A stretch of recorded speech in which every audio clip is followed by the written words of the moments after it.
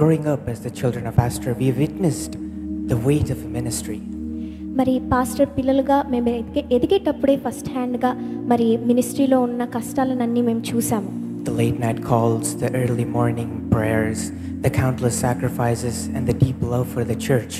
మరి రాత్రులు మరి కాల్స్ చేయడము, పొద్దున ప్రార్థనలు చేయడము, మరి సంఘం కోసం ఎంతో ప్రేమ కలిగి ఉండటము, ఎన్నో త్యాగాలు చేయడము అవన్నీ మేము చూసాము. And yet what has carried our family and what continues to carry our family is nothing but the grace of God. అన్నిట్లలో కూడా మా కుటుంబాన్ని ఈ సేవని మరి ఇంకా ముందుకు తీసుకువెళ్ళేది ఏది కాదు అండి, దేవుని కృపయే. We've seen our own parents go through seasons of joy and seasons of weariness. మా తల్లిదండ్రులే ఎన్నోసార్లు మరి సంతోషంగా ఉండడం ఆ కాలాలు చూసాము, మరి దుఃఖంగా ఉండడం కూడా మేము చూసాము. But always upheld by the strength that was clearly not their own. మరి వారి బలం కాకుండా వీటన్నిటిలో దేవుని బలం ద్వారా వారి పైకి లేవడము కూడా మేము చూసాము. That strength, dear pastors, is the same strength, is the same grace that upholds you.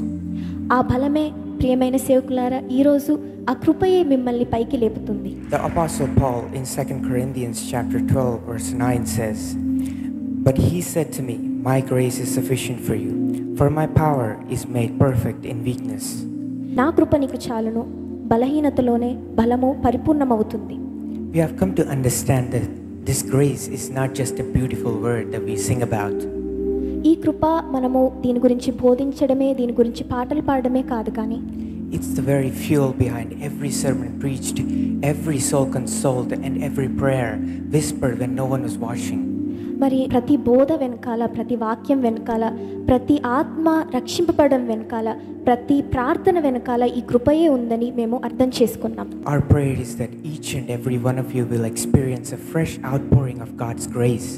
మా ప్రార్థన ఏంటంటే మీలో ప్రతి ఒక్కరూ ఒక క్రొత్త మరి ఆ దేవుని కృపను అనుభవిస్తారని మేము కోరుతున్నాం. Not just for your own ministries but for your own heart. మీ సేవ కోసమే కాదు కానీ, మీ సంఘాల కోసమే కాదు కానీ, మీ హృదయాల కోసం కూడా. May you leave here not just inspired but rested, renewed and known that God sees you. మీరు ఇక్కడ నుండి మరి విశ్రాంతి పొంది దేవుడు మిమ్మల్ని చూస్తున్నాడని, ఆయన కృప మీతోటి ఉందని మీరు వెళ్తారని మేము ఆశిస్తున్నాం. He sees you and he sees the work that you put in for him. మీ కష్టార్జితాలను ఆయన చూస్తున్నాడు, మీ కష్టాలని ఆయన చూస్తున్నాడు, మిమ్మల్ని అందరినీ దేవుడు మీ తోడు ఉండి ఆయన కృప మీకు ఇస్తున్నాడు. And he has never stopped caring about you. ఆయన మిమ్మల్ని ఎప్పుడూ మరి విడువడు, ఎడబాయడు. God bless you all. మీకందరికి దేవుడు దీవించుగాక.